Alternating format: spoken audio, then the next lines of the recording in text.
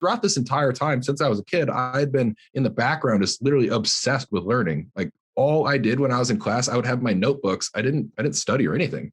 I would just be in class writing training programs for like fake clients. Like I would just like imagine this client and I'm like, okay, this is what they're going to need. And like writing them workouts.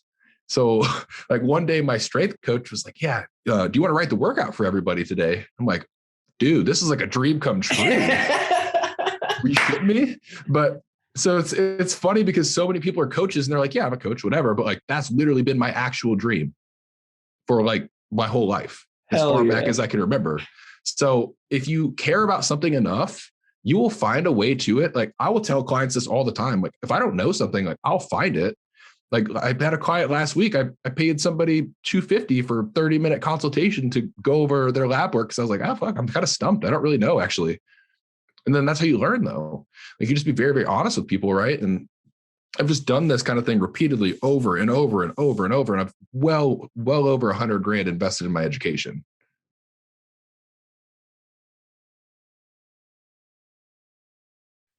Welcome back to the Free Yourself podcast. For those of you that don't know, my name is Ryan Janni and I am naked. And today I have a very special guest, Taylor Seibel.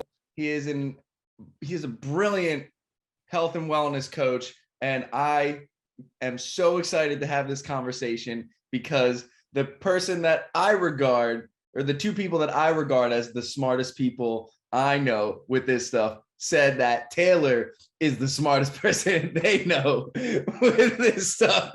So as soon as I heard that, I was like, I immediately need to get Taylor on this podcast. So Taylor, thank you so much for doing this and welcome to the Free Yourself podcast. Oh yeah, man. I appreciate it. It's a pleasure. Podcasting is probably one of my favorite things that I don't talk about as often. I was really sad. I used to have a podcast and my co-host got too busy and he was the one that edited it. And I was like, well, I guess we're not podcasting anymore because I don't know how to do this.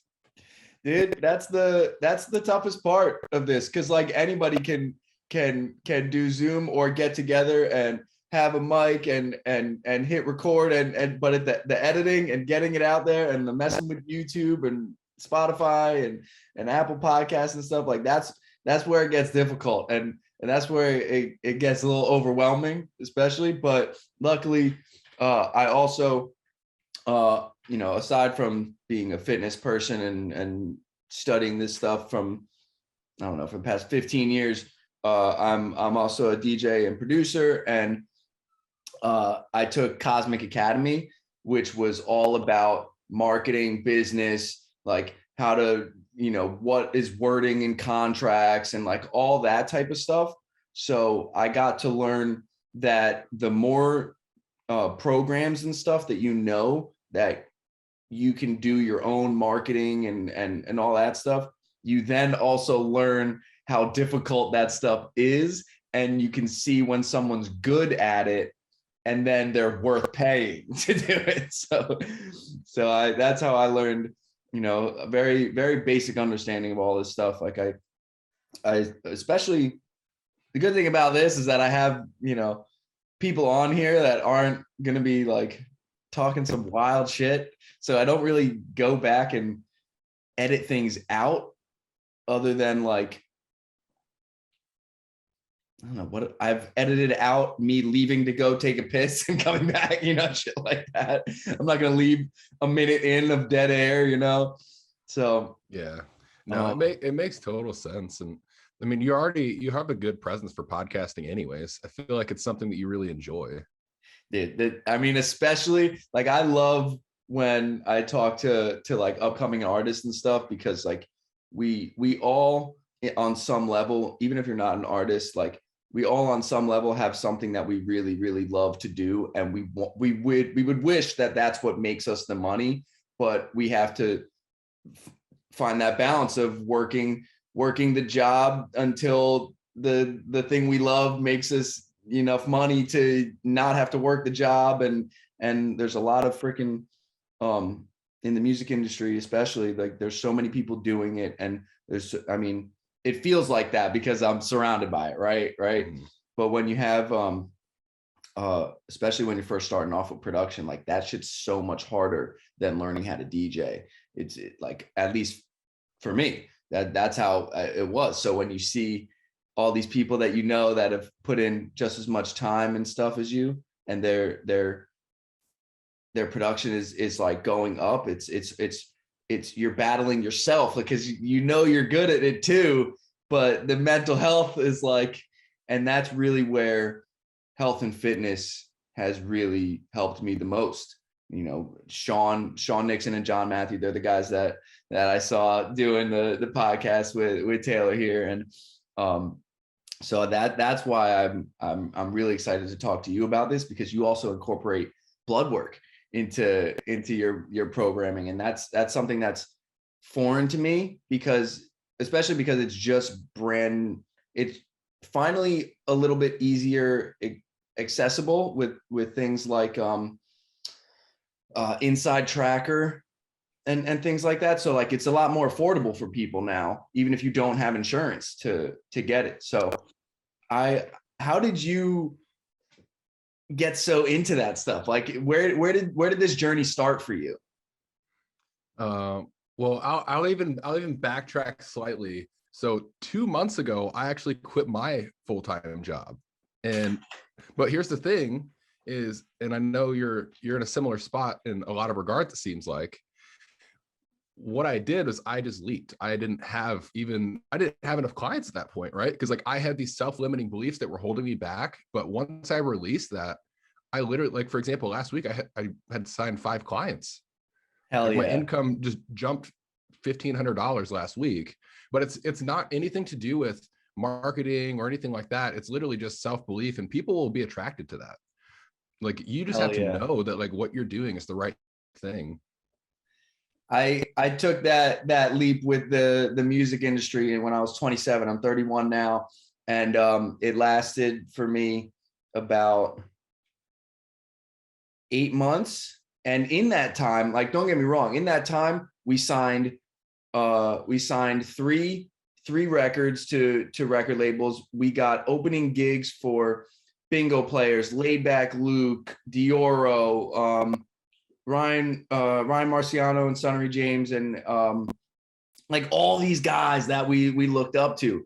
But like with the streams and the sales at the point that they're at, and the gigs that we were getting, like it wasn't enough to sustain my life, right? So I figured out, like, I was trying to figure out what can I do that's not like a full investment in like a career that still allows me to do these things. And, you know, I don't like saying I'm in recovery anymore, because I try not to, I don't want to like even give that power, but it's been 7+ years that I've been completely, you know, free of, I don't even like wording it that way, but I've stopped using things the wrong way, because not all drugs are bad, and not all people that all that stuff. I get it. Yeah. Yeah. The intent goes a long way.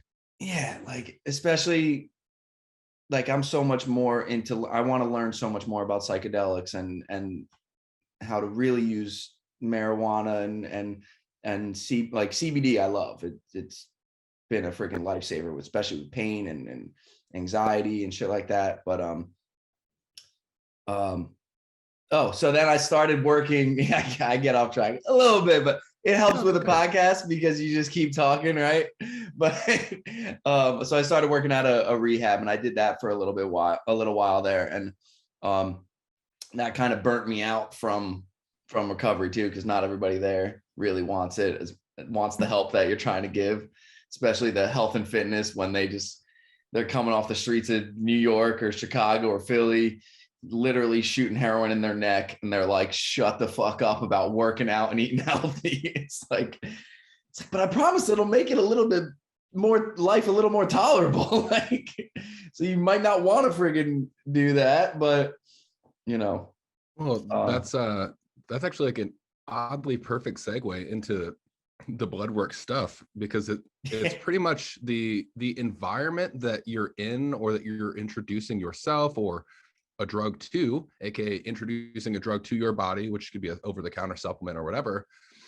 It's really going to be dictated on what's your current state of health, and that the best way to figure that out is like a mix of subjective feedback and objective feedback via like blood work, resting heart rate, and like fasted blood glucose, stuff like that. But I don't really use those in any of these in an acute way. It's more of like, what does this mean to you, and understanding that. So for example, let's say, your red blood cells are high, like your hematocrit, hemoglobin are high, all this stuff's high, but you're a power lifter and maybe you want that high. Maybe you're potentially taking androgens to make that higher so that you can perform better, or whatever it is. It's like, well, that's not bad then. It's bad if you're a 60-year-old dude that's trying to optimize your health. If you're an athlete, it's very, very different. Yeah. And dude, so back up a little bit, because some of the things that you said are even a little bit over my head. And Yeah, I know with people that are listening, let's back it up a little bit. So explain what the levels of androgens that you want in your blood, and like explain that whole thing, like who, female versus male, and then also, top tier athletes versus regular person. Yeah. So at the end of the day, it's just going to come down to first accepting and understanding, having a clear vision of what you want out of your life, right? Like having your values aligned. Because let's say, for example, somebody wants to be maximally healthy. You're probably not going to want to max out your testosterone levels. That might not be healthy, because then that takes things out of balance. Because what we ultimately want for health is balance. As much as we can make that happen, whether it's even in terms of life stress, like you or me, we might have like a crazy stressful day or week, but as long as we can manage that over the course of a month, it pretty much evens out. But it's the same kind of thing with that. It's like, well, maybe somebody does want to push performance for a period of time, and they do want to like optimize things, or even be like above the ranges on some stuff. That's okay. But maybe in the grand scheme of things, they do want to live a very balanced life. So maybe that's 5 years of their life or whatever it is. And then like after that, they dedicate the next 5 or 10 or plus years to just like living as with a longevity focus, and they aren't pushing that vector. And then over the grand scheme of life, it evens out. And that's kind of like how I view things, as big timelines, rather than what are you doing right now? It's like, that matters, but you only have so much control over right now anyways. That's such a good point. Cause like in my head, all the nutrition, all the, the vitamin and mineral supplements, all the meditating that I do, the focus on like Eastern medicine versus Western medicine type of things, all of that stuff is like, because I want to live a long, healthy life. Right. And like, there's this other side of me that knows that this powerlifting that I'm doing is probably not supporting that. Cause like, yes, squat, everyone I think should squat and deadlift. And everyone, it depends, of course. Everyone should squat, deadlift, and bench press.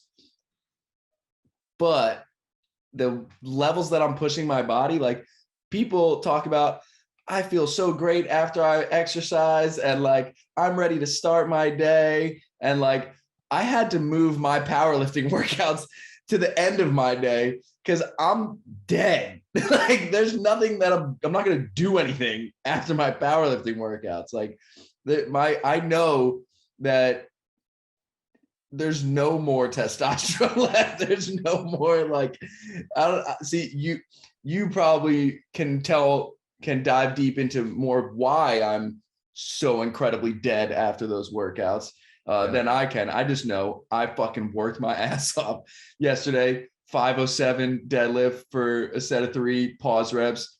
Before that, 496. Before that, 484. So like, and then I still had to bench, because in every workout that I do, it's deadlift and bench, or deadlift and squat, or squat and bench. So the differences between like working out for longevity and health and to get the blood flow going to start people's day versus like I'm trying to go to nationals for fucking powerlifting. Like, what can people do to like focus more on just, I want this to stay healthy versus like, I consider myself a top tier athlete like in their sport. I'll cut you halfway in between because I think this will make even the most sense. So like, how could you balance that so that you can intertwine both aspects? Because it's coming back to you at the end of the day. Like, we only ask questions that are for ourselves mostly. Like, same with me, same with anybody else. But that being said, what I would do in that regard is you would look at it more of like a year-long timeline or a 2-year-long timeline, even, where you have like these chunks of time mapped out where you're like, okay, cool, I'm going to push really hard for 12 weeks or 16 weeks in peak, but you're going to have throughout your off season, because the reason why you're getting so fatigued is because there's a spectrum of training stimuli. So it's essentially just different styles of training or like whatever. So on one end, we have the neurological, which is where you're at, like the far end of that extreme. The far opposite end of that extreme is metabolic work. Think like short rest, higher reps, like tons of oxygen debt, like you can barely breathe during your sessions. You're like, oh my God, how am I going to make it? And then in the middle would be like hypertrophy. You're kind of blending the two together in a sense. So it would look like spending more time over here and over here, where you're maximizing your metabolic health, you're maximizing your hypertrophy, probably using non-specific exercises that have nothing to do with your actual competition. And then you have the novelty of those exercises that you're going back to and competing with. And maybe you keep like a little bit of that in there, right? You don't want to completely lose it or like lose the groove or any of that stuff, but maybe you only focus on that peaking and top end strength for a portion of the year. And then you make yourself a more well-rounded athlete as a whole. And globally, you can recover from more, right? You're not stressing your system in the same way. And you're going to have different types of stresses where maybe you do a lot of metabolic work and you're just exhausted for a whole different reason, but you actually have more energy because now your mitochondria are healthier and they can actually utilize energy from food better and create energy better and all that kind of stuff. Your sleep might be better, your digestion, and then maybe we spend a good amount of time in hypertrophy stuff. You're building a lot of muscle, and a bigger muscle tends to have the ability to be a stronger muscle, but you haven't given it that like ability to contract hard against like top end loads yet, which is fine because you're not going to lose that.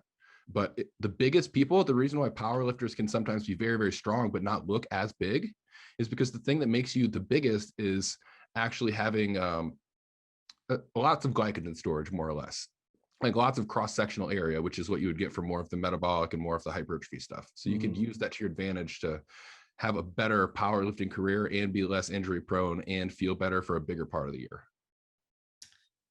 Well said, man. That like, so with my coach, he's big on trying to build fatigue to see how strong we are under fatigue. So we hold back the peak until we hit towards competition. Like I'm really freaking excited because this last block, like I set PRs in all 3 lifts under extreme fatigue. And now I'm heading into a deload week. And then July is states. So we're going to do 3 1-month blocks with a deload in between leading up to that. So I'm really excited to see how it plays out, but then also to work in what you were talking about, then nationals isn't until June, right? So like, then I can have an actual off season because I can think of the full year, then go into preseason, then go into and see, and I don't want to lose strength, but I know after any competition, there's always that like that time where I'm talking like body goes into immune responses and like I get a fever sometimes and like I feel like I have the flu almost. Like it's pretty crazy. And if I don't do that, I'm like, damn, I could have pushed harder because this didn't happen. Like that's where my mind goes with it. But well, so, that the reason why is because you have you ever noticed like when you have a lot of stress and then you get sick once you start calming down? Yeah. That's the reason why is Cortisol. because your immune system under high amounts of stress is jacked up high, and then it drops down as soon as you start to relax. So it has to balance it out, right? Everything in life has a balancing act. So it's like, okay, we're super, super heightened through the floor. And then it's like time to relax and reset and like build these levels back up. But you're basically maxing out your immune system in those extremely heightened states. And man, it especially like, look, you know what? I don't even want to talk about it. I don't even want to fucking talk about it. Fucking, we're gonna keep on staying healthy and working out and eating healthy. That's it. So when someone comes to you, so because you're a health coach and right now you're crushing it. You just got 5 new clients, and so what's your process that you go through? Because there's a lot of people that, first off, like we gotta present the value in this stuff, right? And like the value is like there's only one of you, but people will love to come back with smart remarks and stuff and be like, well, I don't give a shit. I'm just gonna keep fucking smoking cigarettes and drinking till I die and like all that shit. So like, but someone comes to you, they already have bought into your program and stuff. Like, what are some of the things that you're going to be doing to start them off? Yeah, fair enough. And oddly enough, I don't really attract any people that don't align with me because I just won't work with them. And yeah, but usually they don't come into my circle, to be honest. Like I try to keep myself at least a heightened enough level that I kind of miss that stuff, so to speak.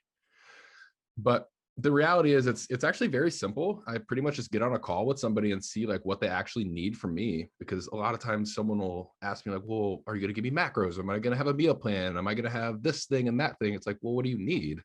Do you need macros? Like, sure, I can do that. But if you don't need that, then like, who cares? Maybe we have bigger fish to fry, right? Like maybe like, I don't even care about your nutrition right now, but we just need to get your life stress managed. Like I don't care if what your nutrition is, if you can't handle it and you can't digest it well, it doesn't matter.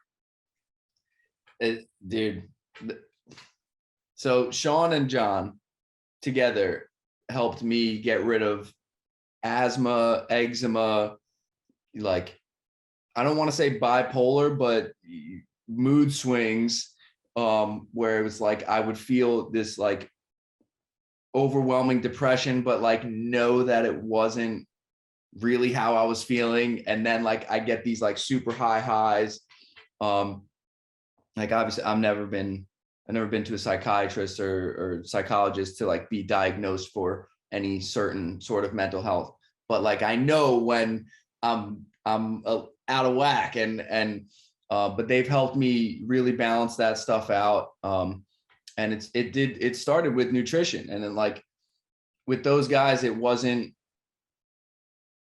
like the exercise and the daily routine stuff is, I needed more of the daily routine building and nutrition than I did the exercise stuff. Like, and that's really important to know when you're really, because in this end, like we're just trying to help people live a better life, right? Like, yes, they're coming to us. I want to lose 15 pounds because I want to be in a bikini, or I want to look good on the beach. And it's like, but why? And you can keep diving deeper and deeper and deeper. And then it's like, well, all right, well, what are you doing when you wake up? And a lot of people, it's like coffee, shoot out the door to work. And it's like, okay, how are you feeling when you're doing that type of stuff? Are you stressed out and because you're about to be late for work, and like, so how can we, all right, so let's dial back to, sounds like we might need more sleep. How much sleep are you getting? And then it's like, okay, well, what's your nighttime routine? Like, are you doing anything? Like, they're like, what's a nighttime routine? And so these are the types of things that I love talking about with people, because like convenience with the world that we live in, and fast food and all this stuff is it makes it really easy for people to not have to plan all these things out. And so that's where I see a lot of people, like I'm the guy, it's funny because like I'm the guy that gets made fun of for always having food with me and water, because I know I'm going to be out for the day, so I bring enough food, and because I'm not going to stop at any of these fast food places. But and then I love it when people like Ryan and his like meat and potatoes, like sweet potatoes and fruit, and I'm like, so you're making fun of me for eating real food, is what you're telling me, instead of that bag of chips. Like, it's like, you guys realize how backwards this is, right? Like, well, it's like in business, man, when somebody's like, no one that's above you is ever going to be talking shit about you. Absolutely. Just isn't going to happen. They're not even going to notice. They're on their own path. And that's a big reason why they're at the spot that they're at, because they haven't been concerned with what other people are doing. They're just on their path and going hard at whatever they need to so they can succeed. And it's funny though, you have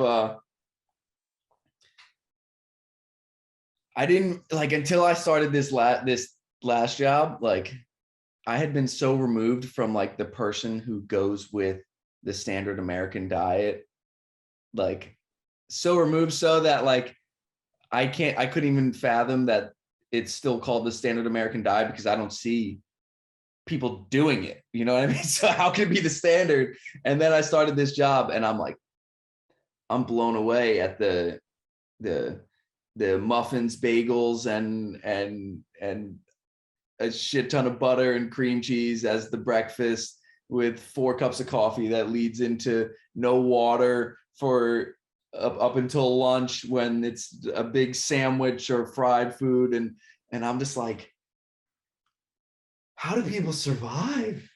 I'm like, here's the thing though, is that's the best thing that you can do as a coach, is just get them to pay attention to what they're doing. Like that's how, before even somebody starts working with me, they'll start going through my intake process, which will ask them a lot of introspective questions.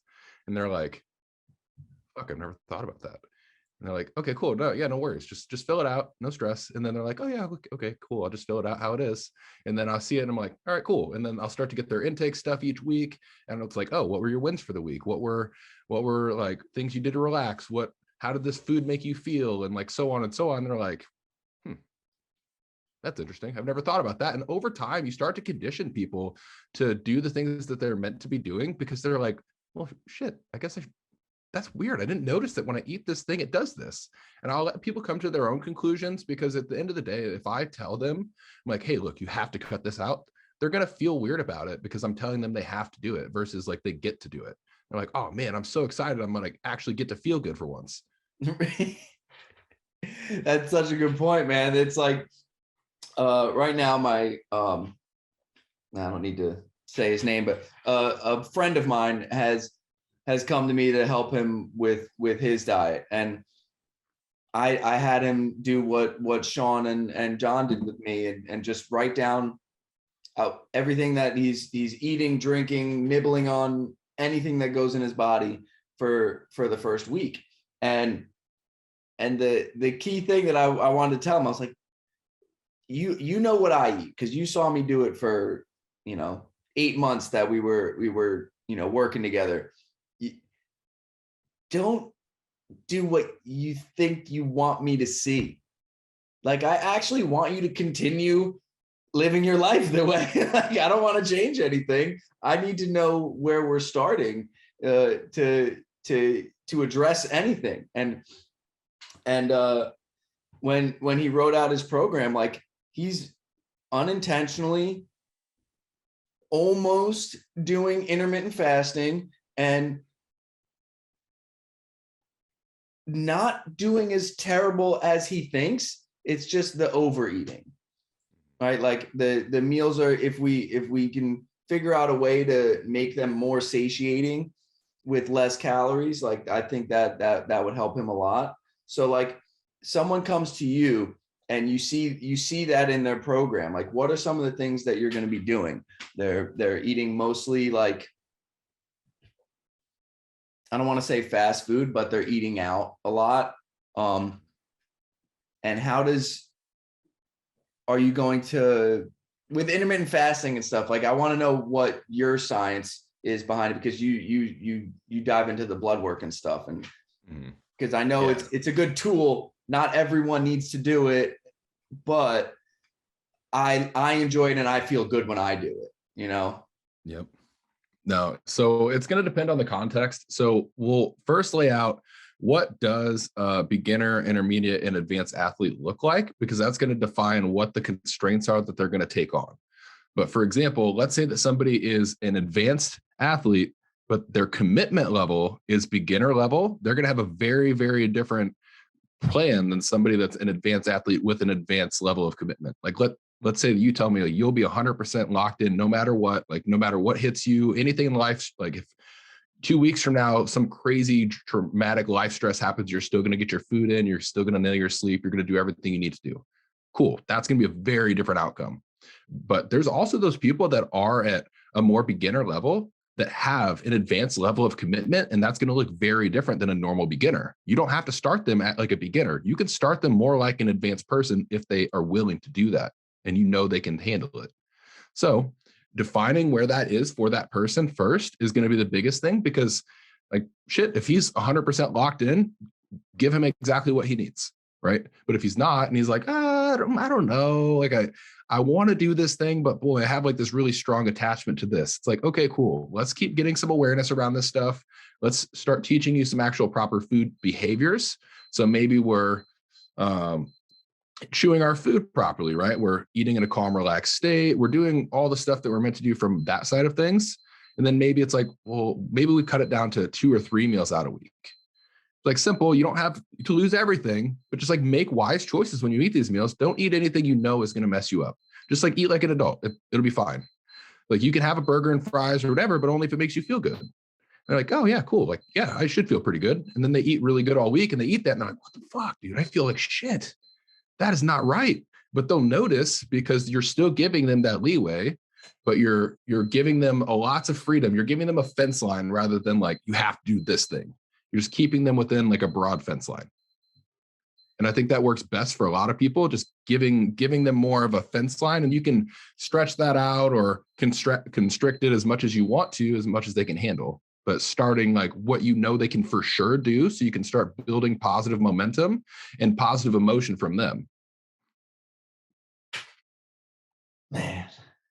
See, and I try to think back to when I kind of started really cleaning up my diet. Like I never ate terribly unhealthy. Like I've even in college when I was like getting messed up all the time, like I still like had in my mind, like I want to eat vegetables and fruit and meat and whatever is at the dining hall. Like I'm going to start with a salad and then I'm going to like, you know, I always ate pretty well. And like even my family, like my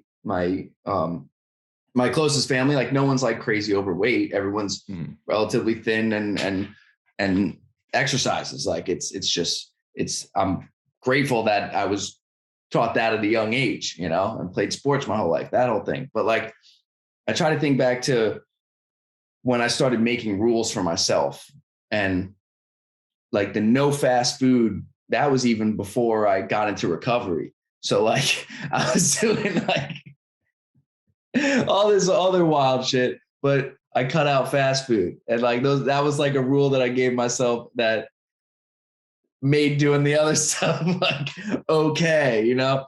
But that's also really hard to tell someone who eats it even 3 times a week. They're like, because they haven't even worked out the fact that they want to plan their, you know, their food out. Like they're just, I'm hungry. Okay, now what? And so, but it's such an important rule to me, but like, I don't want to impose that on other people. So like what you're talking about is such a, you know, it's such a logical way of like, of course, like let them see how it makes them feel when they eat these things and then report it back, instead of being like, this shit's going to make you feel terrible. Don't fucking eat it. Like, because that's how That's what I said to myself. I was like, this makes me feel terrible. I got to stop eating it instead of the 5 minutes of mouth pleasure that when you're eating it, it's like, I feel like dog shit after. I probably shouldn't eat that anymore. And so now you have, I want to dive more into the blood work stuff. Yeah. Whatever you want to know, man. So you guys were talking about working in with different vitamins and supplements and stuff when you have a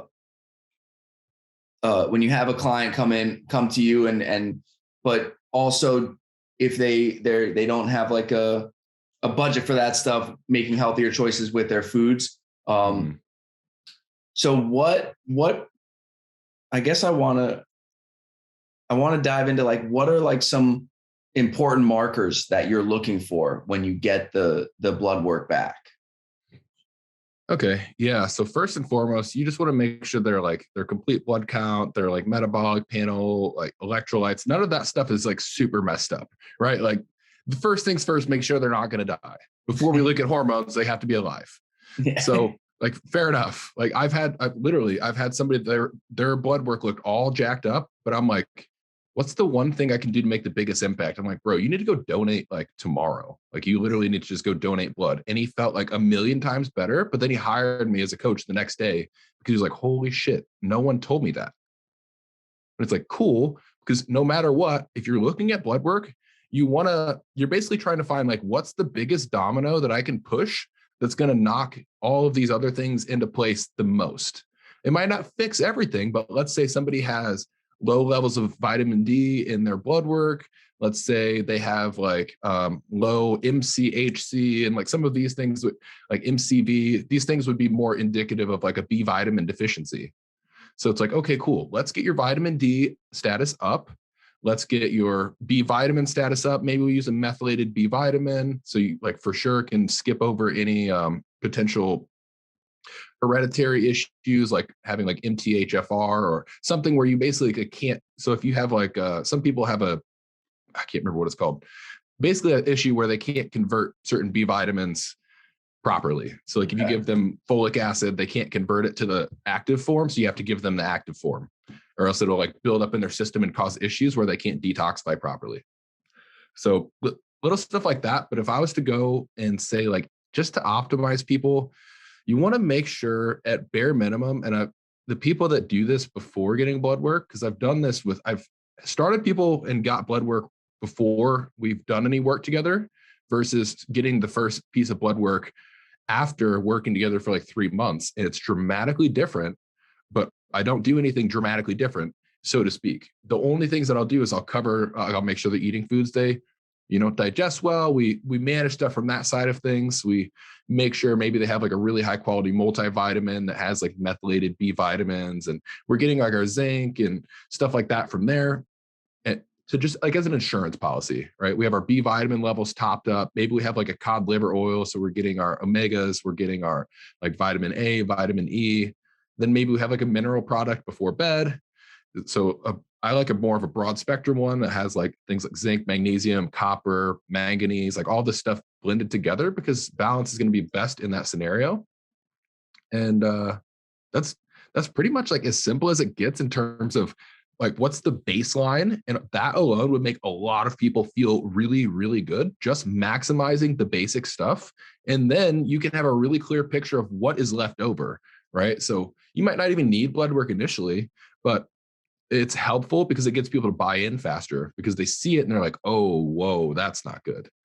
So maybe they have like chronically high fasted insulin levels, which is very common. It could even in athletes because you're just overfeeding a lot, or it's common in like busy business executives and even females, just chronically having a high stress response and pumping out glucose into your bloodstream because your body has to deal with that somehow. And then over time, it just creates a humongous burden on your system. And then your insulin levels build up and you basically get closer to diabetes.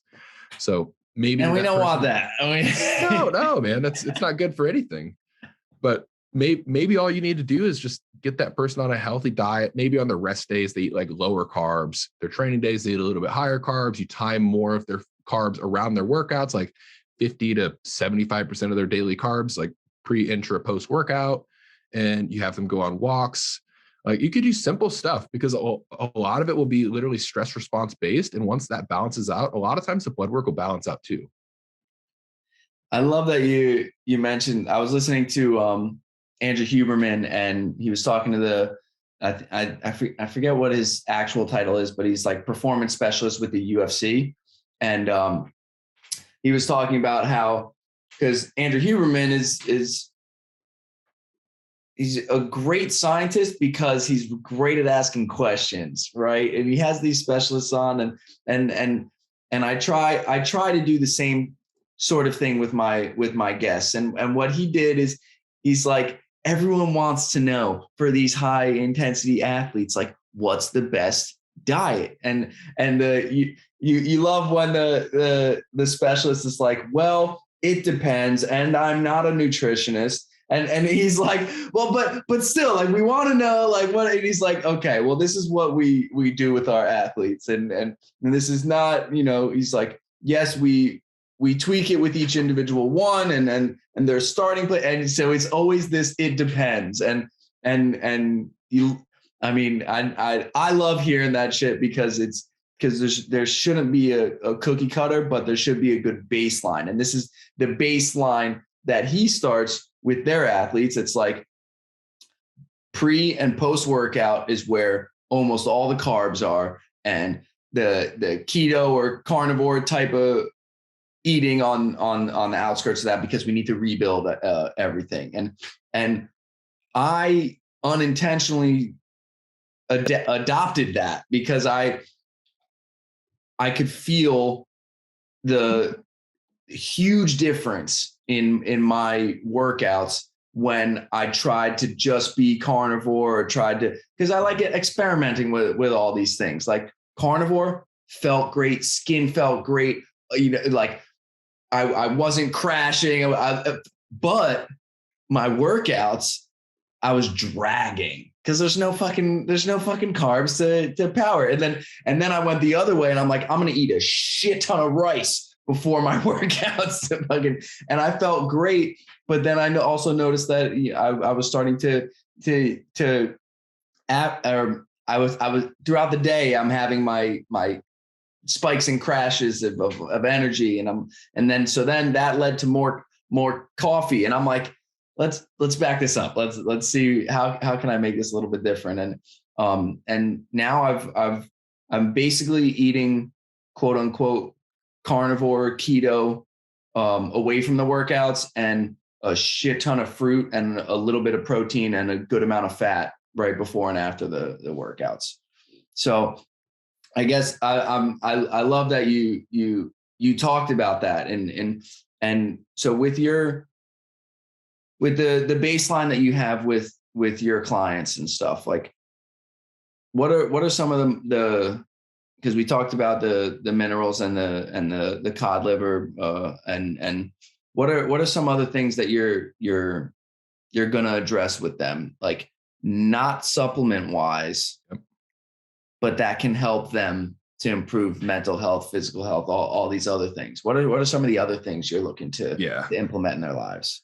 Yeah. First things first, everybody needs a strong bookend routine, like morning and evening. It doesn't need to be anything incredibly long or anything. It just needs to trigger the start and end of your day.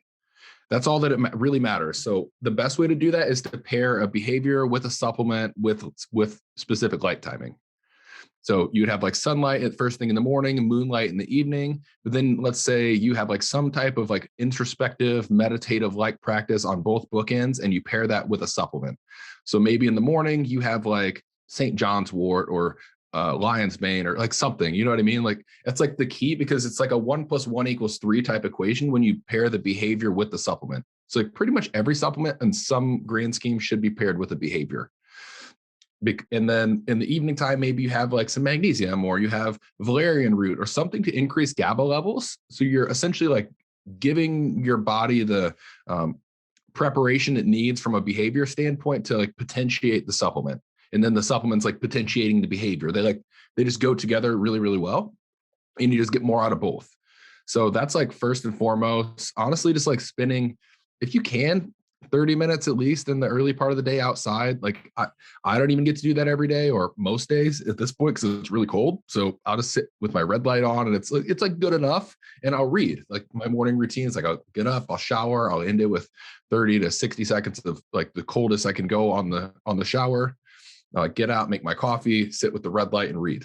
Man, like I feel really, really good doing that. It's way longer of a morning routine than most people want to do, but like that's just, I started small and I got to the point I'm like, man, I really love reading because I used to suck at reading and I'm starting to get good at it. So like I can read books more in like a couple weeks instead of like a couple months. You know what I mean? Hell So yeah. for me, like I'll look at that stuff. I'll look at where's your like current relationships with yourself, with your family? Like what do your life stresses look like on a day-to-day basis? For example, one of my friends reached out last night and he was like, so I know this isn't like as complicated as most of the cases you see, but I have a client, he basically works for the government and he's on call in the security position. Like if something happens, he has to go. And I'm like, okay, cool. Probably the best thing he can do is have like a very brief, but intentional, like morning, evening routine. And if one of those get interrupted, that's fine. Because like, let's just aim for 5 out of 7 days. But let's say those things get interrupted. He can still implement those when he's able to like wake up and start his day and sleep and like move those things around. And if he's aware enough and open enough, he can actually like wiggle with this stuff and make it work. The best thing you can do as an athlete is to be able to have a stress and be able to respond to it appropriately and then be able to bring yourself back down as quick as you can. Not like you're stressing, but oh my God, I need to calm down. But like, okay, cool. This thing happened and you're just fluxing with the stresses because every high is going to lead to a low and every low. So like if you're at a very low point in life and you're like, oh, fuck, I just want to give up on this thing or quit this job or in this relationship or whatever, maybe hang on a little bit because there's going to be something very good that happens next. Like that's all. No one stays in a low or stays in a high for extended periods, at least not without a huge cost. Yeah, man. And so I'm with Sean and John. They've absolutely, given me so much help with developing my morning routine and nighttime routine. And it's made such a significant impact on my life. But I don't have kids. I have a lot more. I don't want to say I have a lot more time because we all have the same amount of time, but I was able to incorporate these things, especially because it started during the pandemic. So it was like I was waking up and doing my own schedule during quarantine specifically. I was waking up and doing my own schedule and like, we're not allowed to go in like anywhere type of shit. So then I was able to then I got the new job and I got the things, I was able to like shorten down some of the stuff that I was doing and, but still have them on either side. So like when someone comes to you and they're just like, no, I get that reading is going to be great in the morning. I get that journaling is going to be great. I get that, having like I went outside today and I had my eyes closed and I stared at the sun for 5 minutes because I'm like, it's freaking cold. Because I have my shirt off because I want the balance of but like, what are you gonna when someone comes to you and they're like, look, I get this stuff is great. I don't have time for it. So what can we do? Then we're going to have to get them hyper present in the things they're already doing. Right. So somebody asked me the other day, like, man, you're so busy now. Like you must be meditating a lot. And I'm like, no, I haven't meditated in weeks. She's like, what do you mean? I'm like, no, I literally haven't. But so for example, when I'm doing a call like this, as soon as I'm done with the call, I'm like, put my headphones down, turn this off. And then I'll walk out of my office and like hang out with the cats, make some food and like be as present as I possibly can be because if you're going to be hyper present in what you're doing, you need to then be able to be hyper present in the relaxation portion. And you don't have to like cut time away to meditate per se. That can be meditative in itself. Like you're just very, very present with what you're doing. And that's all meditation's trying to get you to anyways. Or like I'm in the gym and I'm going to squat and I'm like I grab the bar, I'm feeling the knurling on the bar. I'm very, very present with that. Like I can feel it digging into my traps. Like my feet are rooting into the ground and you're being very aware of that rather than just moving just to move. And like that is meditative in itself. You don't have to constrain yourself to meditation being laying down, being silent, listening to something. You can meditate doing anything. Like a shower could be meditative. You're doing that anyways. Yeah. With the cold, it has to be a meditation. Like because I don't want to hyperventilate. You know what I mean? And I used to, when I first started this, it's like, fuck. And then I get in there and then I'm like hyperventilating and I'm like, but I know this is good for me. So I got it. And then I realized, like, why don't I start to try and control my breathing before I get into the water? And now my morning shower is cold all the way. And I'm sometimes I'm just sitting there like for 5 minutes, like, damn, like I really don't want to do this today, but like I have to, because like I can't not do it. Like this is what I have to do to start my day. And like I'm thinking back, I'm like, man, like I didn't get enough sleep, and like I know this is also going to help me. But that being present in each individual moment, like that is, I mean, that is exactly what meditation is trying to get you to. And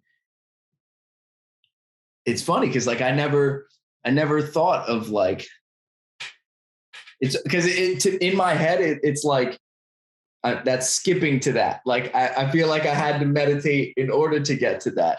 But then I've also talked to actually he was on the podcast, Anthony Natoli. He had like a near-death experience, and he is that guy where he's like, I have too much to do, but I'm very present with each.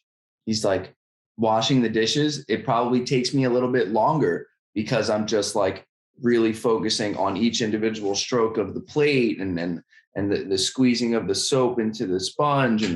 And he's like, but he is the most even keel, calm. You would think that he's someone that meditates 3 hours a day. You know, like that's how like, I don't know if relaxed is the right, that's how even keel he is at all times. And I'm happy to hear you say this to the people that are listening, because that right there is like the number one excuse for people. Like, I don't have the time to do any of this health and wellness stuff. I need to wake up, get my kids ready for school, get them to school, get to work. Then when I'm working, there's no breaks. I'm busting my ass at work. And then after work, I have to go pick up my kids, and then it's make them a snack and then keep them occupied and then make them dinner and then get them ready for bed. And then I need that break where I'm going to watch TV for an hour and I'm not giving that up. And then I'm going to fall asleep and do it all over again. And so for like someone listening to like hear, it's like, well, just try and be more present in each individual thing. Like really, really look at the things that you're doing. And that right there is, I know that when I'm somewhere else doing something, once I realize it and come back to it, like heart rate goes down, breathing comes back, like to a nice even keel. And you just feel like because there was a stress in that moment that had me somewhere else. And then just coming back to that, like, this is my cup of coffee. And now that wasn't that serious anyway. And I didn't need to be thinking about that. So what is like, once you get someone, we've got the baseline minerals and vitamins. We've got, suggestions for eating healthier and figuring out how they're feeling. Now, what are some of let's stick with that mom that has that crazy schedule. Like, yep. What is the next type of thing for like exercise that you're gonna talk to, or what's the next step? Now we've got them to be more present. We've got their baseline vitamins and minerals, and we've got like we know we built the fence with the good foods and stuff. What's your next step with a client like this? So it's, as always, it depends, right? It depends on what their experience level is, because so for example, yeah. So let's say I saw their blood work, right? And they have, this mom has chronically high stress levels, but she actually has low levels of cortisol because she's like, essentially, if your cortisol will start to go high and it will drop down like to a low at some point and kind of bottom all these other hormones out. Like your thyroid will start to take a hit, your testosterone will start to take a hit, your progesterone will take a hit, because when you're overproducing cortisol, it's essentially skipping over progesterone and not producing it, more or less. It's just like going down the chain, like here you go, cortisol, and skipping progesterone. And that's the calming hormone. That's the hormone that runs the second half or dominates the second half of a female cycle, that allows them to get pregnant, allows them to not have miscarriages, allows them to sleep at night and be calm and relaxed, to have high GABA and serotonin levels, all that kind of stuff. So lots of times we'll see chronic stress skipping over that, right? And the most common thing I see in these types of people is low levels of progesterone. So even just supporting that with something like chaseberry, or that's a pretty good option, like liposomal chaseberry in the mornings, like 500 to like 1,000 milligrams. Just don't do it on the first 5 days of your cycle, or like while you're bleeding. Basically, if you're bleeding, just skip it on those days, and then you're good. But that's probably what I would do as like from a supplement standpoint in that type of case. And it's going to depend if they have like high estrogen levels and stuff like that. We're going to be looking at helping their liver too, regardless. So probably like some type of glutathione or N-acetylcysteine. Maybe a lot of times with these people, I'll do like a 2 to 3 week detox phase where I'll hold food at like a maintenance phase, but I'll really flush them out. So basically getting everything from their system to like start exiting that's not meant to be there. Because a lot of times you'll see it's called estrogen dominance. So people have estrogen that's like too high, and that will happen because there's basically a bacteria in your gut called beta glucuronidase. All you need to know is the fact that if you aren't pooping properly and you're not getting detoxing properly, this is going to be high, and that makes estrogen recirculate and build up in your body. So it causes hormonal imbalances. So like pooping properly, like at least once a day, like a full poop, making sure like all phases of detoxification are working well, so that, because a lot of things are going to be coming through your liver and through your gut to literally get out of your system, or other hormones will go to get converted there, and like all kinds of crazy stuff. So if you just help your liver health, help your gut health, and like that's going to do a lot. Right. And then the root of the issues is really just a stress management based issue or an overtraining based issue. So for example, I have a female that came to me training like 5 days a week, doing yoga 6 days a week for like 12 years. It was just gnarly. all of her sex hormones bottomed out, cortisol bottomed out, like estrogen dominant, like everything's just off. But I pulled her back to 4 days. We ended up dropping back to 3. And she pretty much just chills out on those other days. She's eating 2,500 calories right now or something like that. She chronically underate for years, and we're going to continue to work that up, supporting her immune system. We've already done the detox liver-based stuff and confirmed in lab work that literally is in a perfect spot now. So no issues there, but she's not great at the skill of training and holding tension, because she has like physique development goals long-term, and she's not good at holding tension throughout her reps, right? It's like, just no matter what, just get it done, even if form starts to break down. I'm like, okay, cool. So for you, we're going to do like higher frequency. So we'll train 3 days a week, but we're going to train like half body. So like maybe day one's like chest, shoulders, quads, triceps, calves kind of thing. And then the next day is like back, biceps, glutes, hamstrings, maybe some abs. And then rotating through like multiple types of that workout with like different exercises and stuff like that. But mostly setting it up so it's like 3 seconds on the way up, 3 seconds on the way down. And I gave her the constraint very, very loosely to be like, look, just when you get in here, just nail the tempo, nail like all the stuff that I wanted you to fall within this rep range, like this many sets, rest periods, this kind of stuff. Regardless, I don't care what the weights are. I don't even care how hard it is. Just do this perfectly. And then I'll watch her videos, because I'll have her send me 2 videos per workout, and I'll watch them and I'll slowly tweak it as I go. So I'm like, okay, cool. This is really good. Let's add a little bit of weight here. Let's add like 2 to 3 reps here. Oh, okay. You know what? You're really competent at this. Let's speed up the concentric. So now we're lifting it in 1 second instead of 3. And you're like, wow, you're getting really good at this. Cool. Let's actually switch from this thing to this thing that's a little bit more complex, and just slowly over time creating the program for her as we go. I found that to be the best way, rather than just giving somebody a program and hoping they do it right.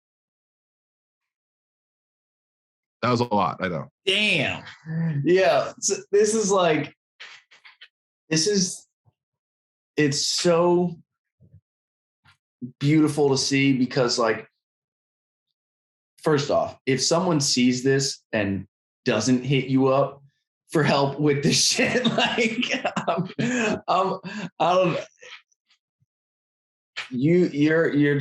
you're on another level with your how deep your knowledge is with all this stuff. And I'm so happy that I saw your talk with John and Sean, and you've blown me away, man. This is like, we're going to talk after this about how you can help me. I'm sitting here like, I have a lot of knowledge and I've been doing this for a long time, and I feel dumb, like, compared to, like, obviously I'm saying this and I know, like, look, we're two different people. I'm not going to compare myself to you. Like, I know I've been building my knowledge of this for a long time. And I've gotten to this point because I've paired myself with people like you, like Sean, like John. And I'm really grateful to, now to be getting to know you and to know Sean and John, who've helped me so much. Cause like, this is stuff that you're, yes, we can all look up our own shit on the internet and dive in and do our own research and all that stuff. But there's also a lot of bullshit out there. And like, we don't know what the best nutrition is for everyone, because everyone is so different. And you just demonstrated like how different and how deep it can go with each individual person. And man, how you are able to address the differences with people is beautiful. Like, you didn't bat an eye or stumble on any of these questions that I had, like, and I wasn't trying to stump you. It was just like what was coming to me that like I could ask you. And then I'm blown away, man. You clearly have what's your, I didn't even get into like, what's your background with all this stuff? How do you know all this? Like, that's a loaded question. So basically I started off and I was like 14 years old or something like this. So funny enough, the very first time I decided to even work out, I would just complain so bad to my mom that I was like unhappy with like how I looked and felt and stuff like that. And I was like, maybe just getting into high school, maybe even in middle school still. And she like knew how to get me going. Right.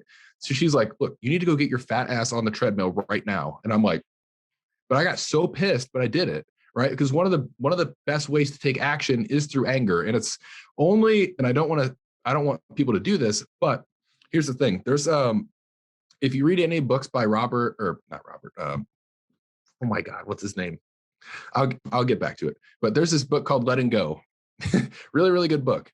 But essentially there's a scale of consciousness, and the level of anger is just below the level of courage. But the level of courage is essentially the beginning of expansion, the beginning of like more like uplifting, positive vibrations. So if you can get to the level of anger, and most people know how to, it's really easy to skip to courage, because it's just like one more step forward. And then you're like, oh yeah, I'm courageous. And you can ride your way up the scale. But so that's kind of what I've done repeatedly throughout my life, because I knew how to find anger. And then I would just jump to courage and find my way up. Fuck but yeah. That being said, because everybody knows what these emotions feel like, but anger is like an easy point. Like, yeah, fuck, I know what it's like to be angry. And you're like, cool, but you might not know what courage feels like. So at least get there so you can get to the next one. Just don't get stuck there. But that being said, I've Man, since I was 14, I've pretty much been obsessed with like actually coaching people. I don't know why. I just really wanted to coach people. I wanted to be so I was a pretty good athlete and played football, got a scholarship, all this stuff. But I wanted to be a like head strength coach for like a Division I football team. And that was like my dream. And then I went to school for a portion of time. I didn't finish my first year because I ended up getting a couple of concussions that were pretty gnarly and I couldn't play football anymore. So then I was like, what's the point of this? Like, I don't want to go to school. I don't even like school. I just like football and like lifting with my friends and stuff. So then I'm like, oh, shit. So I ended up working a construction job, ended up getting into a job like installing auto glass and so on and so on. But throughout this entire time, since I was a kid, I had been in the background just literally obsessed with learning. Like all I did when I was in class, I would have my notebooks. I didn't study or anything. I would just be in class writing training programs for like fake clients. Like I would just like imagine this client and I'm like, okay, this is what they're going to need. And like writing them workouts. So like one day my strength coach was like, yeah, do you want to write the workout for everybody today? I'm like, dude, this is like a dream come true. Are you kidding me? But so it's funny because so many people are coaches and they're like, yeah, I'm a coach, whatever. But like, that's literally been my actual dream for like my whole life, as far back as I can remember. So if you care about something enough, you will find a way to it. Like I will tell clients this all the time. Like if I don't know something, like I'll find it. Like I had a client last week. I paid somebody $250 for 30-minute consultation to go over their lab work. Cause I was like, oh, fuck, I'm kind of stumped. I don't really know actually. And then that's how you learn though. Like you just be very, very honest with people. Right. And I've just done this kind of thing repeatedly over and over and over and over. And I've well over $100,000 invested in my education. And but exactly how you wanted it. Not like, we need gen eds and we need to start at 100 level classes, then 200, 300, 400. You were like, this is what I need to learn. And then when I have something that I don't know, here's where I can go to learn it. And you're brilliant. Like, well, dude, like I have mentors that are like one of my friends, Andy Triana, his Instagram handles Go Super Brain, but he's literally like the smartest person I've ever met in my entire life. That being said, so he's more in like the learning, neurological based field and like kind of like helping people on like a nervous system brain level. And then I have mentors that are more in the functional health space. I have mentors that are more in the bodybuilding space. I have mentors that just help me with my own psychological well-being. Like there's so many different people and resources. Like why not take advantage of that? Like for example, my girlfriend does like subconscious mind reprogramming. She does like tarot readings, like all kinds of stuff. But it's really, really cool because I've gained a lot from that. And like I've actually learned that I'm pretty much a psychic. Like I could probably be a medium and like do that stuff if I really wanted to. But it's super helpful with coaching because most of my decisions come down to like I would rather you just ask me an impromptu question and me just like shoot from the hip because I'll never know what I'm going to tell you until it comes out. I have no idea. Dude, well, I can tell you this, like, it's funny. It was funny watching Rogan talk about Elon Musk and like how he's like, you're in this room with him, but you know, like his brain is just functioning at a different level than yours. And like that's what I'm feeling right now. Like with you, I'm like, holy shit. Like I've been blown away by the things you've been talking about and the, like to me, it seems like I can only get to your level of being able to regurgitate stuff if I'm taking 10 grams of lion's mane and freaking all alpha brain and all these supplements. And because my brain, like I'm blown away by you, man. You're brilliant. I'm excited to talk to you about what I want to improve upon. And man, I'm really grateful you came on this podcast. Like it seems like we could do this 50 more times and we still wouldn't scratch the surface on the shit that you know, man. And I'm blown away. So thank you so much for doing this. I'm going to text you as soon as we're off this, and we're going to talk about how I can because I need to find this edge. I want to win states so fucking bad, and it's in July, and I've got the exercise program down, and I want to figure out how we can optimize recovery and strength and staying 165 pounds. Right? So enough. Taylor, thank you so much for doing the podcast. I'm looking forward to talking to you more, man, and picking your brain. How can everybody that's watching get a hold of you? Yeah. So number one, I appreciate it. It's all, like I said, it's always fun to podcast. It's probably literally my favorite thing because I get to just shoot from the hip. I don't have a chance to sit back and think because I'll get consumed by my own thoughts sometimes if I sit back and think too much. Mm-hmm. But the easiest way to find me is on Instagram, coach_Taylor21. And I think that's it. Yeah, it's honestly really simple. You have to pay me to get any more access. Hell yeah. All right. So, man, my brain is freaking going nuts right now. And I'm so excited for these next couple months, man. It's going to be a great freaking journey. Thank you again for doing this. And to everyone that hung in the whole hour. Till next time, peace, love, unity, and respect. We're out.